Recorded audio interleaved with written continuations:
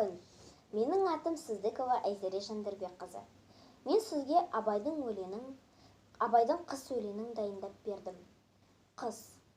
Ақ киімді, денелі, ақ сақалды, соқыр мылқау танымас тірі жанды.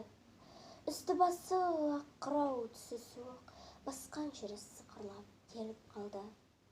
Дем алысы үскірі аяз бен қар, кәрі құдаң қыс келіп әлек салды.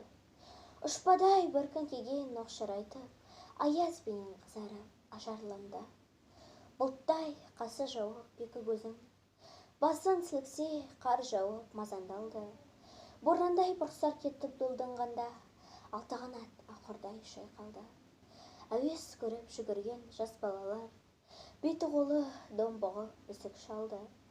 Шидем мен том қабаттап киген малшы, бет қарауға шыдамай теріс айналды. Қар тепкенге қазымас қайран жылқы, титығы құруына азақ қалды. Қыспен бірге тұмсығын салды қасқыр. Малшыларым, қорқылма, итке малды. Сонға малды жайып күзетіңдер, ұйқы өлтірмес қайратты қыл бұс қамалды. Ит жегенше Қондыбай қанай жесін, құр шүберін антырған кәр шалды.